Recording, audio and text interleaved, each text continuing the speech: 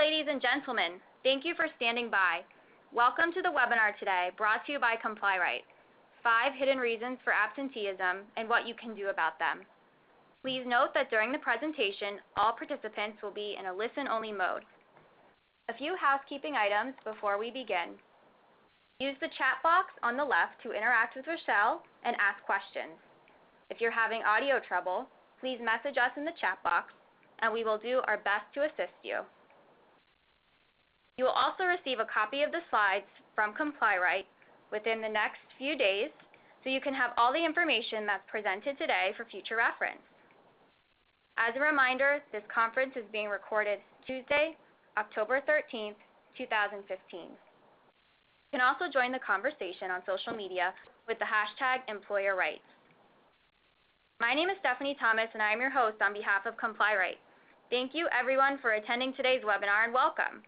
I am pleased to introduce you to our speaker, Rochelle Falls, HR strategist and founder of Sun Strategies. Rochelle, thank you for being here today. I'll now turn it over to you. We can get started. Awesome. Thanks so much for having me today. And welcome to everyone. I'm so glad that you're here. So, as was mentioned, I am founder of Sun Strategies, and it's a consulting firm that's really focused on engaging clients and candidates across social platforms. So when you think about engagement or the candidate experience, performance management, those kinds of things, that's where my focus is. So, and as you can see, I've got 15 years of industry experience, so I've seen quite a lot, as I'm sure many of you have as well, and we will talk about that today. I'm also the podcast host of HR Now, and it's a podcast that we talk about, HR solutions that you can begin implementing now. It went on hiatus for the summer, but we'll be back this month. And as mentioned, if you want to engage on social media today, you can tweet about this the webinar today, and that's where you can find me, as @CorporateHRGirl. So before we begin today's webinar, I wanted to take a quick poll and wanted to find out how many of you are currently dealing with an absenteeism problem. And trust me, you can admit it here because we're all friends. We're all experiencing very similar issues. So I want to find out how you're addressing it. There's definitely no universal absenteeism situation or solution. So I'd like to know what you're facing and how you're reacting to it in your place of employment. So go ahead and answer this question. Are you experiencing an absenteeism problem? And I'm guessing yes, because you are joining the webinar today.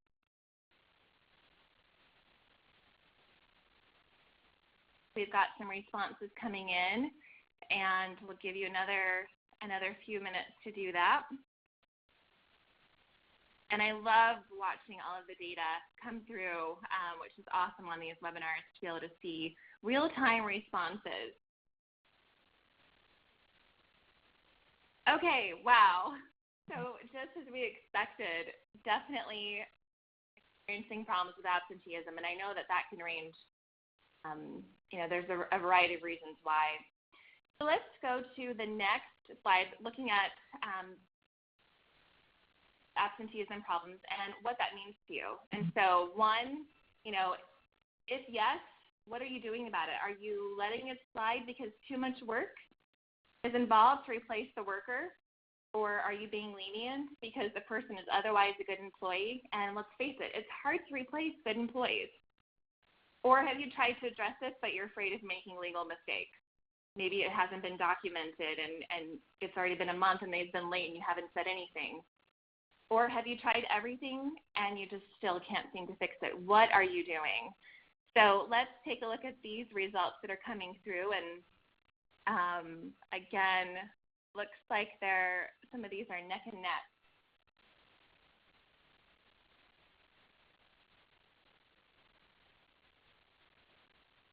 And they're coming in. And the legal mistake question, that is definitely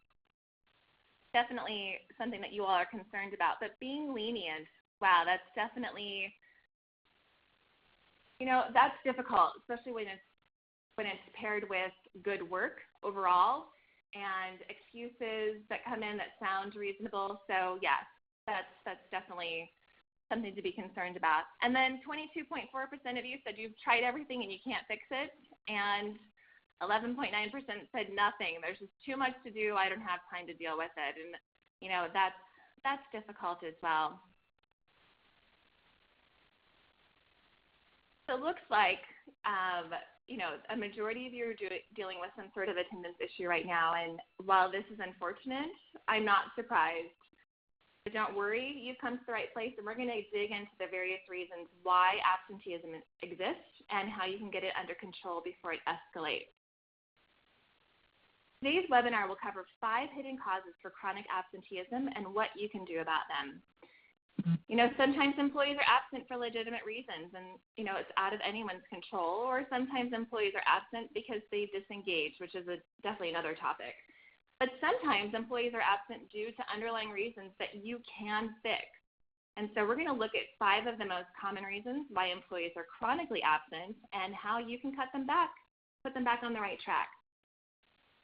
So let's get started here. Hidden reason number 1 is poor screening. And when you look at employee habits, both good and bad, they often begin at the time of hire. And right off the bat, if you're not taking the time to thoroughly vet new hires, you may be hiring employees who are prone to spotty attendance and other types of negative behavior. And I'll give you an example of someone that I had reporting to me many years ago, and she was consistently late from coming back from lunch. And I finally said, you know, she's a great employee. I said, why are you always late? And she said, well, I like to drive over to the mall parking lot and park in the underground parking garage and take a nap. And part of me wanted to laugh because I'd never heard of that before. And the second part of me was like, okay, well, we need to figure out some other ways you can get more rest and be back to work on time. So if you're going to take a nap, whether that's in a quiet room somewhere or out in your car, you set an alarm clock.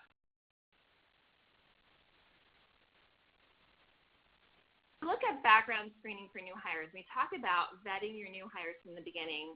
So when you take the time to screen the candidates, you really need to ensure that you're hiring quality employees who won't abuse the time off or get into even more trouble. And yes, that's hard to determine when you're first meeting somebody. So no matter how thorough your background screens are, you're not going to catch everyone. And the more time we take to really vet candidates, we'll have a better chance of hiring a reliable, more responsible employee. And I wanted to bring up another example. You know, there was a recruiter who was constantly late to work, and the reason why was that she hated to iron her clothes for work. So instead of ironing them the night before or getting up early to do that, she would stop on the way in at the mall and buy clothes. And so she was always late because she was buying a new outfit. Now, you're not going to know that from the very beginning when you're interviewing somebody. And that's probably not going to be a question you're going to ask, hey, do you like to iron your clothes? And are you going to be on time? But these are the things that will eventually come out, and we're going to have to address those. So one of the easiest ways to screen employees is to require all candidates to fill out the standard thorough job application. And these are going to capture more information than resumes and cover letters. The forms typically ask for references and why candidates left previous jobs, permission to conduct background checks, and depending on where your business is located, information on any criminal history. So because ban-the-box laws are gaining momentum, it's important that your applications are compliant with your local laws. HR Direct's job applications are state compliant, which helps ensure you capture as much information as possible without breaking any laws in your area. So make sure you have those applications ready to go. So let's talk about interviewing. Tips for interviewing. Sometimes we have job requisitions with all of the basic questions in there. However, there are other questions that you can ask, more behavioral based, that will get you maybe to the heart of the matter and understanding really who this candidate is. So effective interviews are going to be key.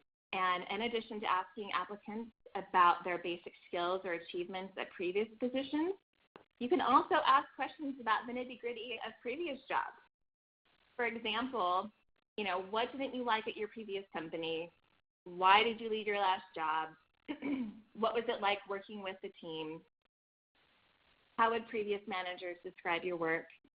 These questions can sometimes reveal poor attitudes or disengagement, both of which can potentially lead to absenteeism problems. The questions that test an applicant's morality or ethics can also help to uncover potential problems. So definitely something to keep in mind. Now, when we talk about contacting references, many of you are aware that you have to call into work number to get those information, and oftentimes they're only verifying dates worked and salary and job title, which doesn't give you a lot of information. So it's important to contact previous employers, and if you're not getting anything back from them and you find that you're just getting the standard answers, try to ask for additional references that can speak to character. And keep in mind, too, that if you call all 3 references and none of them can provide any positive information, that the old adage is if you can't say something nice, don't say something at all. It's not necessarily a red flag, but if you've already got a gut feeling that something is off with the candidate, it could be another warning sign. So make sure you've got that information handy. The next piece is criminal history, credit checks, and drug tests. This is the last step that you can take to screen employees to conduct the more formal official screens.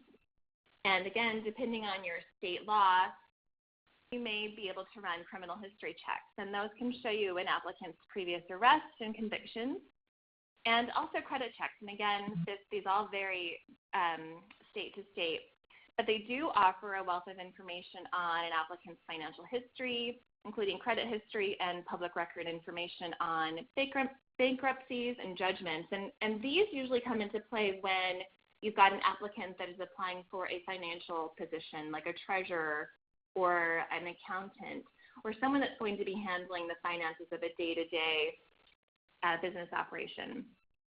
So if you administer either of these screens, remember to follow the guidelines and procedures established under the Fair Credit Reporting Act, or the FCRA. And some of you may be very familiar with those, especially if you make any negative hiring decisions due to the information that you receive. You want to make sure you're following that specifically so that you can mitigate risk for your organization.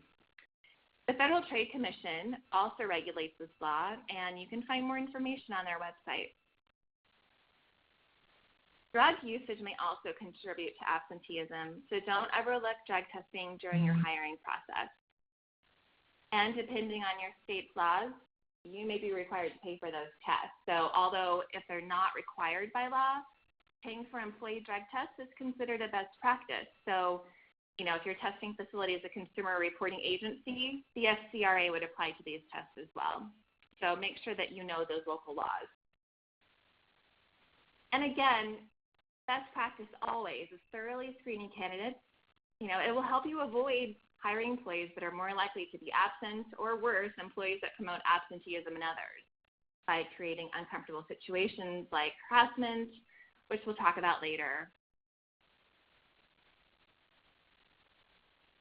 Okay, this is something that I have found really important, and as I consult across with many of my clients, oftentimes policies are strict, unclear, maybe somewhat limiting, and maybe out of date. And so these unclear policies can also lead to reasons for absenteeism, believe it or not. So you're going the extra mile to hire the most qualified and responsible employees, and when that's done, you've got attendance policies at your workplace. And so we need to make sure that they're defining your expectations, and that your own attendance policies, or lack thereof, may be the second hidden cause of chronic absenteeism. So let's take a look at those. So if your policies are unclear, or if you don't have any attendance policies, which, believe it or not, those do exist, your employees may be accidentally abusing the rules without even realizing it. So we want to make sure that we address this.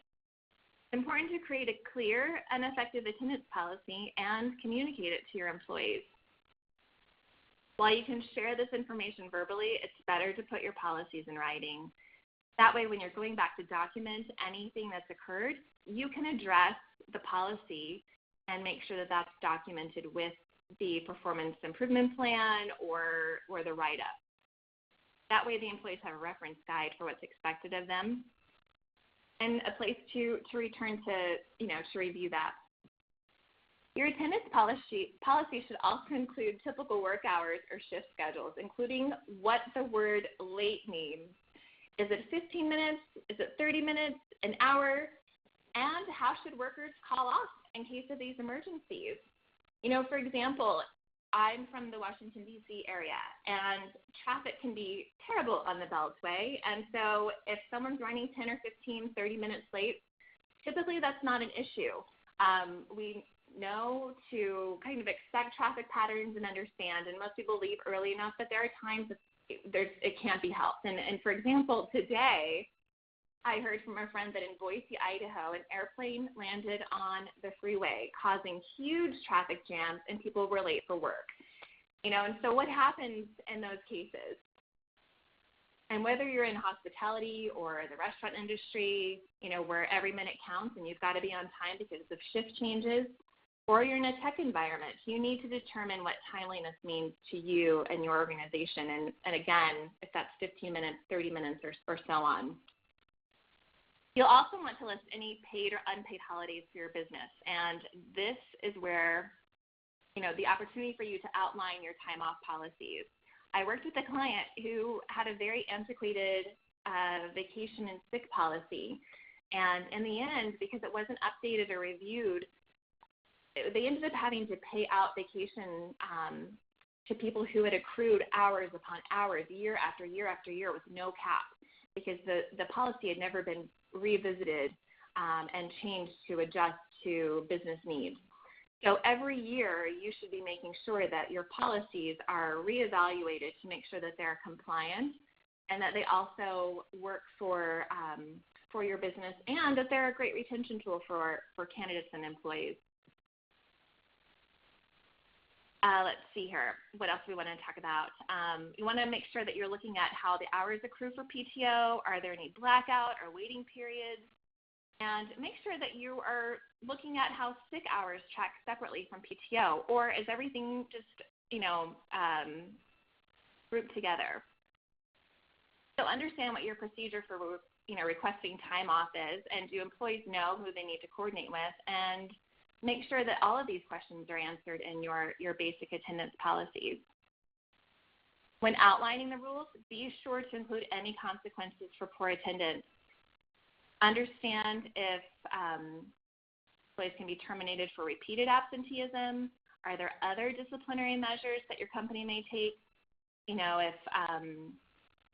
If employees see that poor attendance has consequences, they may think twice before calling off of work. If your policies are too restrictive, for example, if you don't offer any time off or you have a 3 strikes or a no-fault rule, your employees may have to abuse the system to get the time off they need. And what does that really mean, that they have to abuse it? Well, if, take for example, XYZ Printing opts for a no-fault attendance policy, which assigns points to employees for every absence, including late time. That means if an employee is late once a week because he needs to take a family member to the doctor on those days, it may be more tempting to try to sneak in an hour late rather than to call and be honest and inform his supervisor every time.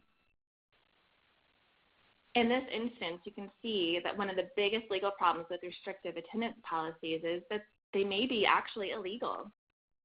So depending on your employee's family member's condition and whether or not he's eligible for FMLA leave at XYZ Printing Company, he may be entitled to time off under the Family and Medical Leave Act, or FMLA.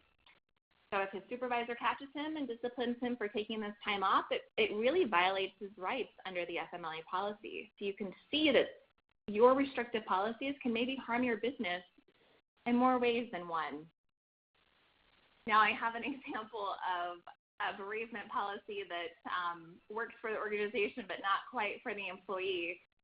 I heard of an employee once calling off of work when Dale Earnhardt passed because she needed a day off to deal with that. Such a huge fan, but yet didn't bother to call in and say, I'm not coming in. She just said, when reached, hey, you're not in the office, what's going on? Oh, I need a bereavement day because of the Dale Earnhardt passing. That doesn't quite work, and we don't need to work that part into our policies. So employees are going to, look at your policy and try to find ways to make it work for them, but we need to make sure we stay on top of those. So when drafting your attendance policies, remember that your employees have personal lives outside of work. So we need to make sure that we consider their needs and their personal lives. And when medical appointments or family issues arise, let's find a way to make that work for both of you. So let's revisit the FMLA for our third reason for chronic absenteeism. Unidentified medical issues are so important, and a lot of times we just don't want to talk about them. And so you may have an employee that's calling off because they just don't want to discuss it. So obviously this isn't an issue that's caused by you as an employer, but it's certainly one that without proper management or administration can lead to employees abusing the attendance policy. So it's important to identify medical absences as soon as possible by talking with employees about why they're frequently absent or late. And I really believe that when you have an open communication policy and you're consistently providing feedback and you've got regular discussion, those things are more apt to surface and be discussed rather than hidden. So consider how often you actually are talking with your employees and what that relationship looks like. So let's talk about identifying the medical absences. So, of course, talking about medical conditions, it definitely poses its own set of precautions. We can't just be, yelling it out in the office place and trying to, gossip about it or try to dig and ask other people, hey, what's wrong with Sally? Why isn't she here? We want to make sure we handle these conversations in a delicate, sensitive manner. And so I always say, think about how you would want to be treated and treat your employees the same. So if you're the employee's manager or supervisor, it's best not to get involved in discussions about specific medical issues and direct the employee to HR or upper management instead. And if that's not possible, you need to be extremely careful with these conversations and the related documents. If employees don't offer details about their medical conditions, don't push for specifics, don't ask for a diagnosis. You'll want to keep the conversation high level and focus on getting only the information you need to proceed.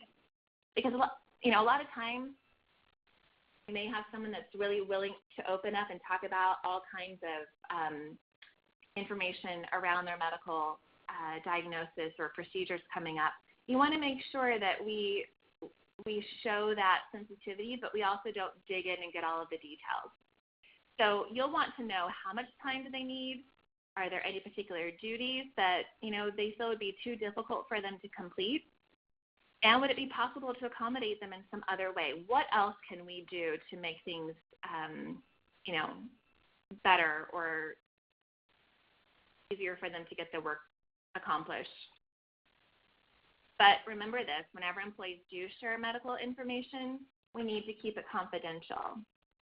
So we're not going to, involve other employees or share details with other colleagues unless they really need to know. So if a manager is involved in making accommodations or managing the leave of absence, it may be appropriate to share certain information. If you have medical information on file, whether talking about medical conditions, treatment, or diagnosis, you need to store it in a confidential file apart from regular personnel records, and that's so important. So make sure that you're following that. A lot of times we have a tendency to just throw everything for that person into one file, but we need to keep those separate. And one other thing, employees aren't always aware of their rights. And so even if you're properly displaying the FMLA poster in the workplace, as required for all of applicable employers to do that, if they're asking time off for a medical reason or to care for a family member, they may be entitled to FMLA leave, but not sure how to ask. They may also be entitled to ADA accommodations or other protections under state or local laws. Even if they don't mention any of these by name, they still may be able to utilize these. And so as a manager, an employer, HR professional, it's your responsibility, not the employees, to know when the laws are triggered and how to respond. So if an employee asks for time off for any FMLA or ADA-related reason, start taking the steps to verify eligibility and provide him with, with the relevant paperwork. And a lot of times you can work this with your benefits liaison and so on. So you do have resources you can check with. Dealing with paperwork sometimes sounds harsh, considering that there's a real need here. But making sure that you've got the right documentation in place and it's being administered correctly, you'll be able to really help the employee by understanding how much time that can take off and any other forms or certifications you need to make sure that the employee is being taken care of, and so is the business. So let's talk about FMLA and how that works. So the first way that you can restrict medical leave is under the FMLA. It's a complex law, so I'll only give you a brief overview. Just in case you didn't know, the FMLA was established in 1993 to allow employees to take reasonable unpaid leave for certain family and medical reasons. It applies to you if you have 50 or more employees on your payroll, including part-timers, temp employees, employees on leave, and 20 or more work weeks, and not necessarily consecutive, in the current or preceding calendar year. And I know that that's a lot. But the FMLA also applies to public agencies, including state, local, and federal employers, and local education agencies, regardless of the number of employees. So assuming you're a covered employer, your employees are eligible for FMLA if they have worked at least 12 months and a minimum of 1,250 hours. So that's something to keep in mind and to make sure that's in your handbook. Additionally, they must work at a location where at least 50 of your employees are employed within 75 miles. And if employees are eligible, you must give them up to a total of 12 work weeks of unpaid leave during any 12-month span for certain reasons, such as, something we're all very familiar with, the birth and care of the employee's newborn child, the placement of a child with the employee for adoption or foster care of an immediate family member, so that's defined by the FMLA as a child, parent, or spouse with a serious health condition. And then again, the employee's own serious health condition. So these 4 points are really important. Again, things can vary, by state law, but following the rules are helpful, and by identifying it in your handbook, we're able to, keep things moving and keep track of everything and make sure that the employee is taken care of. So under the FMLA, a serious health condition is defined as an illness, injury, impairment, or physical or mental condition that involves either an overnight stay in a medical care facility or ongoing treatment by a healthcare provider. So this serious condition either prevents the employee from performing his or her job tasks, or if the affected family member is not able to continue going to school or doing other routine activities. Also, something to keep in mind, and we just talked about drug testing and so on, treatment for substance abuse may qualify for this, but only if the treatment is provided by a healthcare professional and other conditions are met. So we want to make sure that we really understand that. Once you know the employee's absences are due to FMLA qualifying event, you can start counting it against his or her allotted 12 weeks and keep their time off check and documented as you move along that process. Another action you can take to protect your business from FMLA abuse is to create your own FMLA policy. Here you'll want a company policy that outlines basically at a minimum employee eligibility, the circumstances for leave, length and duration of proper notice and medical certification. And you'll want to make sure that maintenance of health benefits and the continuation of the job is all listed in there. Generally, FMLA leave is unpaid. However, eligible employees can choose to use or substitute earned or accrued paid leave, or an employer may require it. I know some clients that I've worked with, you have to use 5 personal days or sick days before FMLA leave will kick in. And if someone has multiple days that, accrued that they could use, they would probably prefer to use that before they go into the unpaid leave. So something to consider and to think about. I wanted to talk about next, let's see, substituting paid leave. As we were just speaking about, as long as the practice is enforced consistently with all of the FMLA qualifying absences, and unless state law prohibits it, you can require them to substitute paid leave. So keep that in mind. To require substitution of paid leave, you must inform an employee of this requirement in writing within 2 business days of the employee's request for a leave. Including this alongside your FMLA policy is a really good idea. Just keep in mind that if your company's FMLA policy differs from the law, you must follow the rules that are more favorable to the employee, and that's going to be key here. So we just talked a lot about FMLA policy, substituting leave, what state law requires.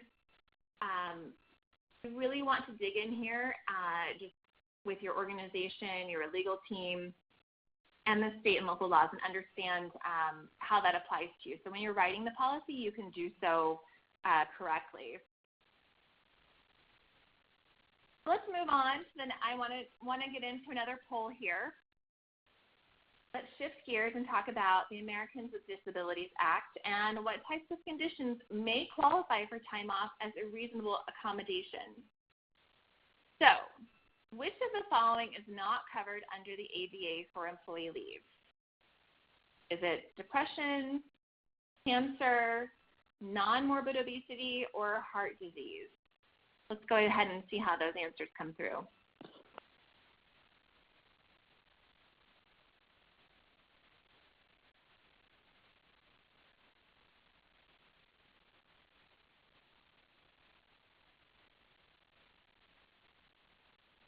Wow, you guys are really smart. I love it. I love seeing all the data come through.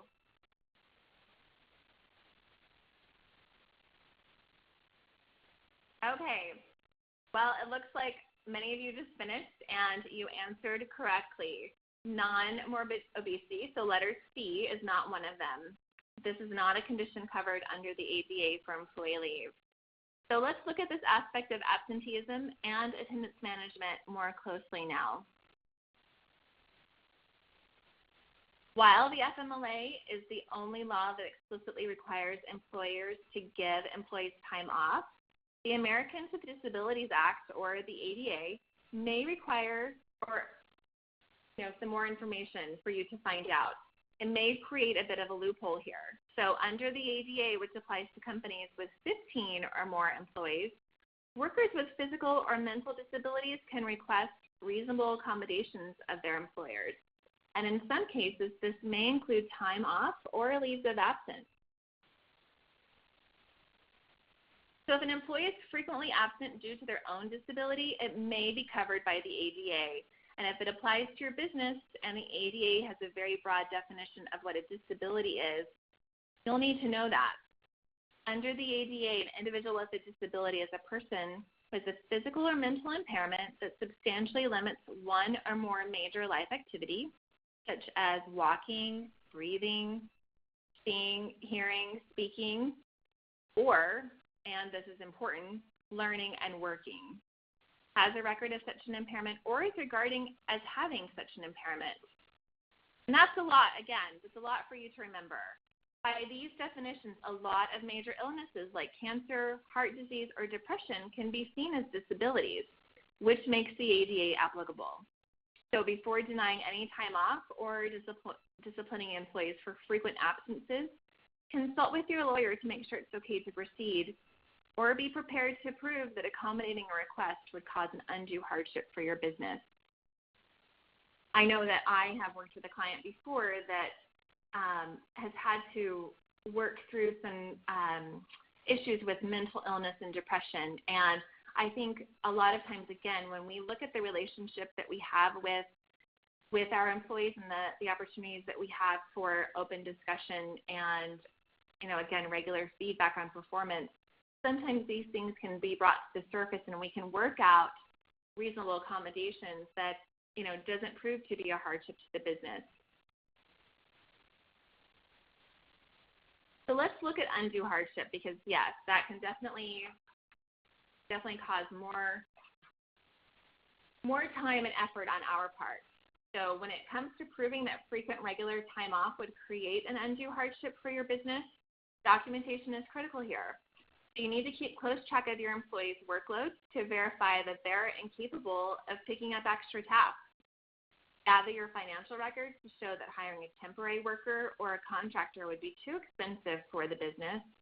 And if the job in question requires technical skills, you'll need to outline the essential functions and job descriptions just to make sure that none of your current workers can perform the task and that finding a temporary worker would be difficult.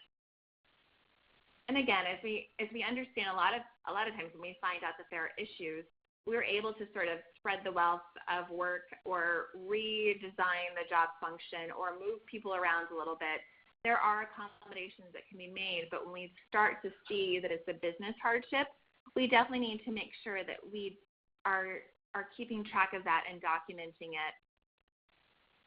Again, understanding the financial risk to the business will be important.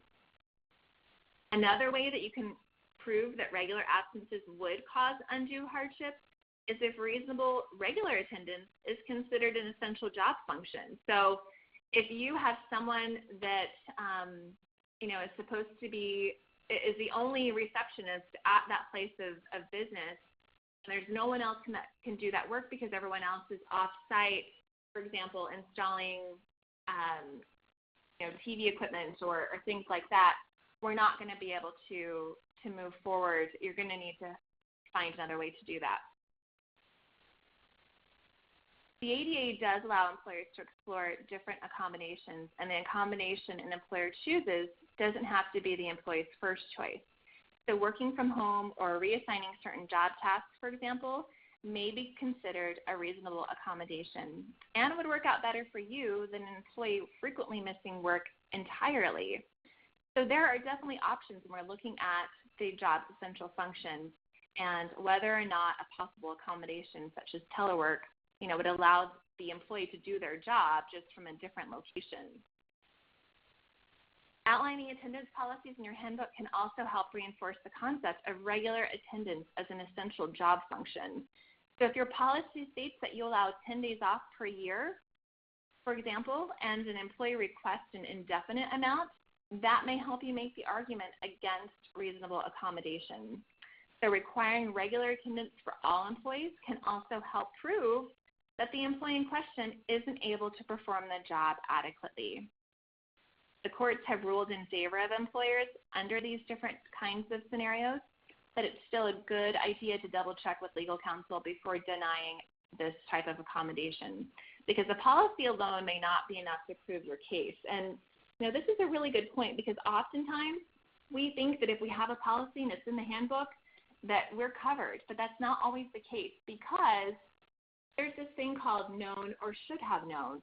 You as an HR professional should know what accommodations are available, what things you can work through without just, giving a flat out no. You need to show that you were able to research and look through these reasonable types of accommodations and understand if it works for the business or not. One of the best ways to spot medical leave is by catching employee patterns. So that involves tracking and record keeping, which you definitely need for documentation purposes, and I will address that last.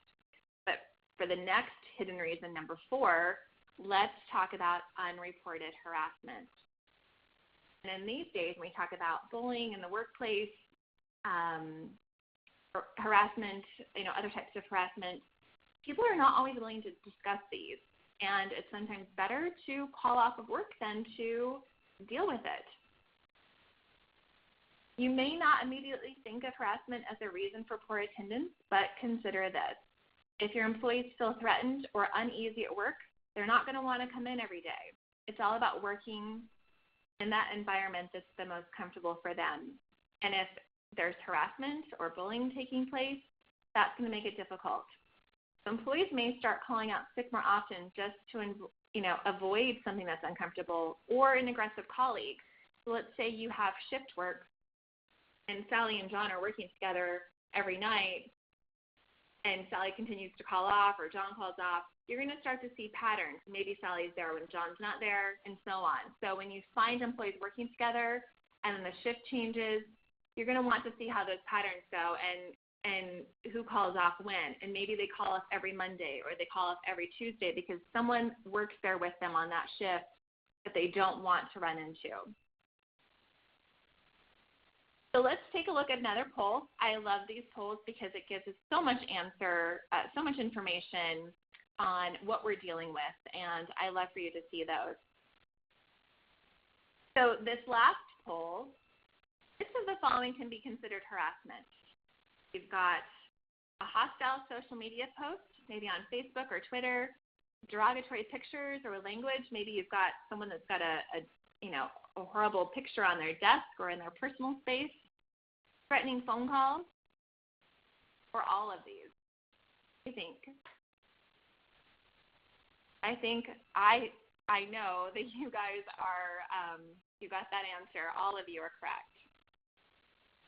All of the above. And I know that you've heard of these things in the media, but I would say that all of these can cause a hostile working environment. So let's look at harassment by the numbers, because that is going to be something that is interesting to you, I would believe. And I know it's interesting to me when I look at these. So the EEOC, which is the Equal Employment Opportunity Commission, and state and local agencies handle harassment charges. And in 2011, these agencies combined received a total of 11,364 allegations of sexual harassment. That's a lot. Although I'm surprised it's not higher. I think that there's sometimes people don't report everything. Sexual harassment is the most widely known form of harassment, but it's not the only type that employees may face. So as we talked about, harassment includes all types of physical or verbal conduct demonstrating hostility towards a person because of a legally, protected characteristics. So under federal law, legal protected characteristics are the following, and I think you guys know these, but it's to include race, color, religion, national origin, age, sex, and disability. Many states, counties, and cities have laws that prohibit harassment on the basis of other characteristics, such as one's sexual orientation, marital status, political affiliation, and certain inherited genetic traits. So these are really important to keep in mind. For years, sexual harassment was the top of mind and always part of, our yearly training. But now that other things have risen to the surface, we need to be aware of this as well and how to protect employees and the business from that. So what exactly constitutes harassment? Well, it includes all types of physical or verbal conduct. So it includes other forms of communication like phone calls, text, or social media posts. So it's hostility towards another person. Physical harassment can include invading someone's personal space, damaging someone's property, or making offensive gestures. Verbal harassment involves unwelcome comments, jokes, threats, or insults, negative stereotyping, or position, play, the way that you position things in your office, especially if it's where everyone can see sort of a graphic picture or something that's derogatory. So we shouldn't have those in our office space anyway. But that type of harassment does exist, and I think a lot of times we don't tend to report those things because we don't want to be seen as someone who's too sensitive or can't take a joke. And so we really need to make sure that we stay on top of these. While any harassment should be eliminated from your workplace, there is a difference between inappropriate conduct and illegal conduct. Your employees could only file EEOC charges for harassment if the harassment occurs because of the employee's protected class. Again, that's sex, race, color, religion, national origin, age, or disability. If the conduct is unwelcome and if the conduct is severe or pervasive enough to interfere with their performance or to create an offensive hostile work environment, whether it's illegal or inappropriate, harassment does not belong in the workplace. And you guys know this. Whether it's illegal or inappropriate, you need to make sure that you're documenting what's happening and that it's in your handbook, and then employees know what their next steps are. It's your responsibility as the employer to do your best to prevent it from occurring. So let's talk about harassment training. And I'm sure many of you have this built into your annual set of training classes that you provide. You want to make sure that, this is an essential part of your business plan, making sure that you have a safe working environment. The new employees should be trained on the definitions and consequences of harassment. And most harassment videos or programs only cover sexual harassment, as I mentioned earlier. That's always been sort of front and center. But be careful what training materials you use, because if you're not including all these other things that we talked about, you're not providing that training and education, and that can, come back to hurt you from a legal perspective. Because we failed to protect our employees and the business. So you want to look for materials that address all forms of harassment, or use specific diversity training materials to supplement your current program. So that's something to keep in mind. But again, there's more than sexual harassment that we need to keep a lookout for.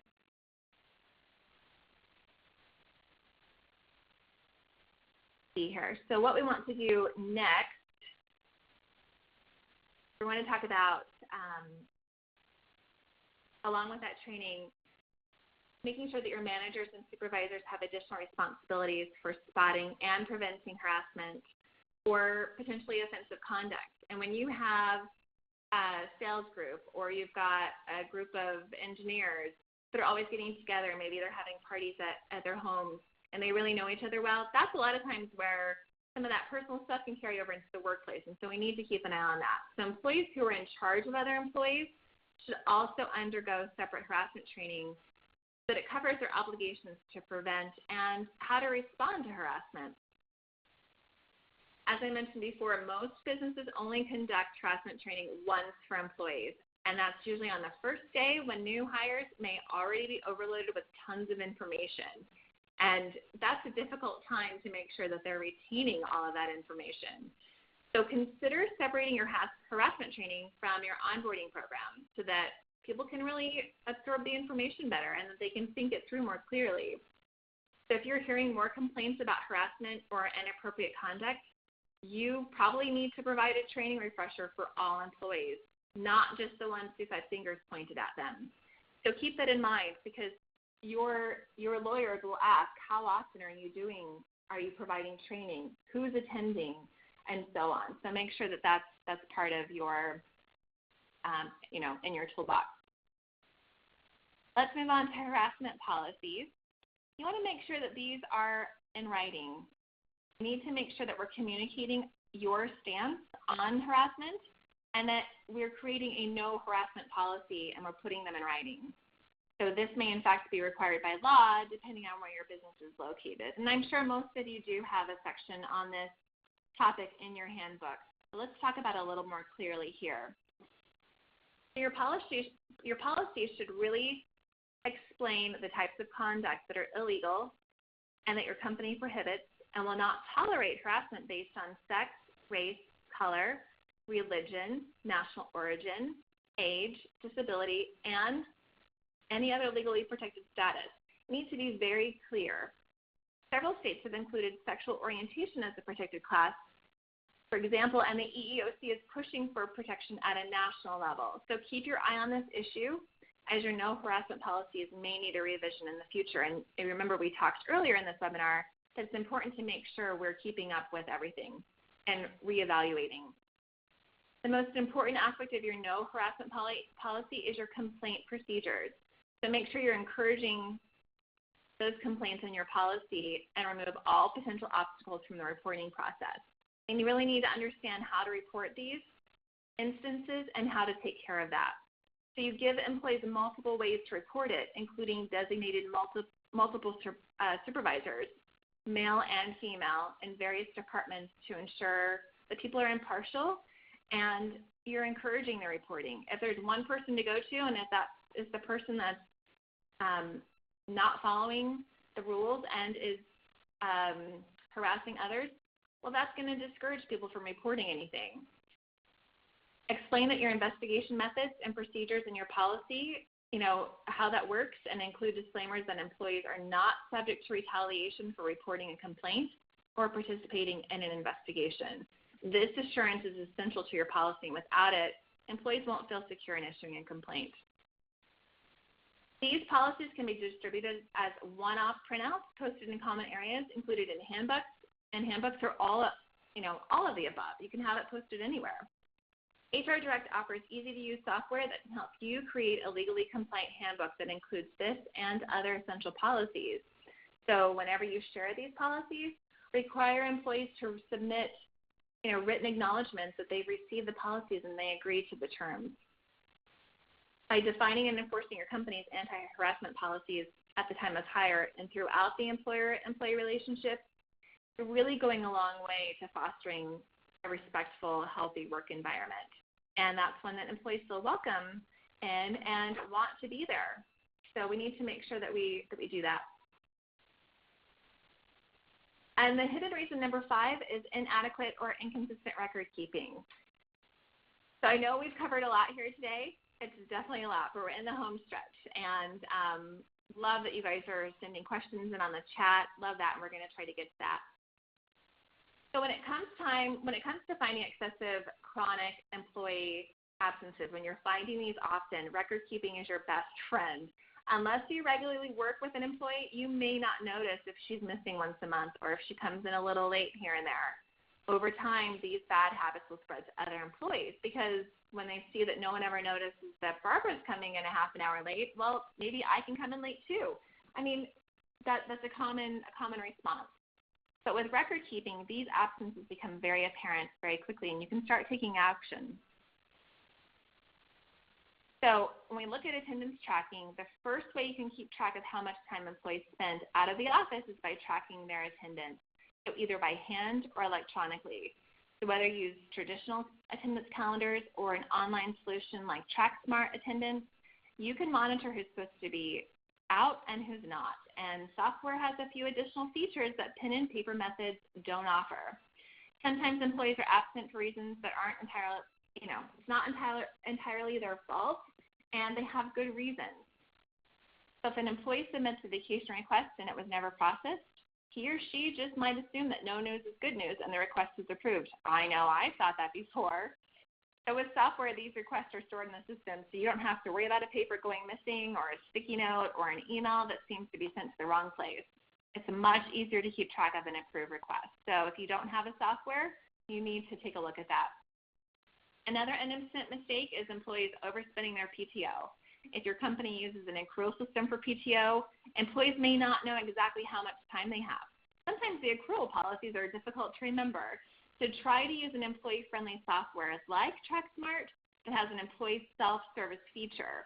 This way employees can easily see how much time off they have, how much they've used, and whether or not their requests were approved. And let's look at the time clock. Another method for tracking employee hours is to use time clock software. Time clock software is far more accurate than the pen and paper timesheets. And I remember those days when we used to fill them out, and this is so much better, so much better for you and the organization. When employees have to punch in and out, you can quickly see who's always on time and who's always late. And again, someone coming in a half an hour late once a week doesn't seem like much until you start to add it up. So that half an hour per week turns into 26 hours per year, meaning your employee is taking an additional 3 days off that he or she really isn't entitled to. So if you're looking for time clock software, again, look for a service that offers employee self-service features. With TrackSmart Time Clock, your employees can see if their time off is approved, or they can even swap shifts in case of emergencies or scheduling conflicts. So they should be out less frequently. Employees have access to their schedules from their smartphones or computers too, so there's no excuse if they don't show up. And you know millennials are always on their phone checking this stuff. So be mobile, use the software that's going to help keep these things tracked, and that TrackSmart Time Clock is a great idea. So on our final note, we've reached the end of this webinar. I've tried to keep you guys at an hour to wrap everything up. And again, I appreciate you all being here. So here's some final notes that I wanted to kind of talk about first before we wrap up. So one, while some employees may be chronically absent for reasons out of your control, there are steps you can take to ensure that the majority of your employees uphold your company policies and they show up on time. So from the start, take steps to hire high-quality workers. You're going to use standardized job applications to capture information that is sometimes left off of resumes. You're going to conduct thorough background screens and especially call references to ensure that your new hires are responsible individuals. Take the time to revisit your attendance policies. Are they unclear or confusing? Were they written 20 years ago? Is there anything that isn't covered, such as how to request time off or call out sick, or do you even have an attendance policy? Make sure it's crystal clear so there's no question of who's allowed to take what time and when. And when drafting these policies, remember that your employees have lives outside of work. And when it comes to recruiting and retention, if your policies are too restrictive, employees may resort to taking time off without asking, for fear that they're going to get in trouble or have a request denied. And in these days of mobile work and telework and people in and out of offices, it can be hard to keep track of that. So it's easy for things to slip. So make sure that you have an attendance policy that's not confusing. If an employee is facing a private medical issue, they may be reluctant to share this information with you, but it's important to try to root out the cause of absenteeism. So make sure you're monitoring employee time and attendance to spot patterns. And, if you see those patterns emerging, meet with the employee to discuss why he or she is absent. If the cause is due to a medical condition, you can either start tracking it against FMLA leave or start exploring other accommodations if the ADA applies. When you hire employees, it's critical to provide them with the harassment training that covers both sexual harassment and other forms of illegal harassment, as we discussed. So remember, managers have additional responsibilities for direct reports and should be given additional training on how to prevent and respond to the harassment.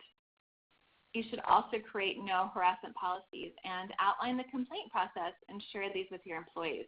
And this should be done on a regular basis so that we never miss an opportunity to be very clear in our communication.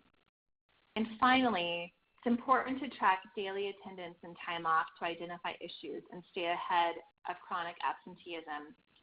These days, you can choose from a variety of easy-to-use attendance tools, from paper calendars to cloud-based attendance tracking tools that puts this critical information at your fingertips. It also helps you to understand, where the time is best spent in your business and how you're tracking those hours. Do you need more help? Do you need to revise your policies? By keeping track of all of this data, it helps you to really understand the business strategy and get in front of it before you have a really big problem. So that's all I have today. I know that you guys have been submitting questions, and there's lots of questions here in this chat box, and I'm gonna turn the time back over to our host so that we can take it from there with any of the questions. And I know we're very much at the time point now at the end of the webinar, but I'm free for some time if you guys have questions. Hey, Rochelle. Yeah, we can probably cover 2 more questions. I know that we are right at 3 o'clock. We're right at the hour. So if you have to run off to a meeting, we thank you for attending today. And we will email you a copy of the slides and a link to the recording if you happen to miss anything or you wanted to revisit any of the slides that we talked about today. So I'll just cover a couple questions, Rochelle, and we'll wrap it up after that. So the first question that we have is if an eligible employee has 2 weeks of paid time off and they're using that as a part of FMLA, when does the FMLA start? Is it before or after the PTO time? That's a really good question. I think that it really is going to vary based on your policy that you set, and I know with state and local laws, it can be different. I would definitely work with your legal counsel. What I remember working with other clients is that if you're able to use those 2 weeks, then the FMLA will start after the PTO has been used. Okay, got it. Hope that helps. Another question we have, I know sometimes it's easy to really set policies for hourly employees. How should a salaried employee be handled in terms of discipline and pay who has exhausted all of their personal sick time and vacation but still calls off and doesn't show up in the office? Well, that's a really good question, and that can be difficult when they are salary-based. I think that what it really comes down to is performance management and documenting how those late arrivals or missed work is impacting the work done, the work performed, and making sure that it's documented so that you're tying the attendance to how the actual work is performed and why it's a hindrance and where that may be slacking. So I would shift it to a performance management issue, and that is something that can be used in a discussion and documented and then worked into a PIP at a later date, a performance improvement plan, if that's what's needed. But I think having the discussion about the policies, even though you've got salary and hourly, your basic policies still apply to everyone. So it all comes down to having those open discussions and relating it back to the job under, the umbrella of performance management. All right. Well, I think that wraps it up. I'd like to thank everyone for attending today. Thank you, Rochelle, for presenting with us, talking about the hidden issues of absenteeism and how you can take control before it gets too late. I'd like to remind everyone, yes, again, we will email you a copy of the slides and a link to the recording this week from HR Direct and Comply Right so that you can have that at your fingertips whenever you need to reference the material we covered today.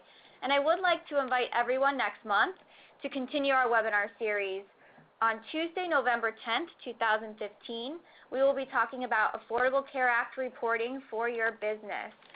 As you know, the latest Affordable Care Act tax provisions require certain employers to file an annual information return with the IRS, starting with the 2015 reporting year. So with this webinar, we're going to break it down for you. We're going to talk about how to determine if your business is classified as an applicable large employer or an ALE, and what information to file for 1095-C and 1095-B forms. So if this is still something you're trying to figure out this year, I definitely recommend that you attend, and we will give you an invitation to that webinar in the follow-up email, so look out for that email from HR Direct and Comply Right. I'd like to thank everyone for attending today, and have a great day.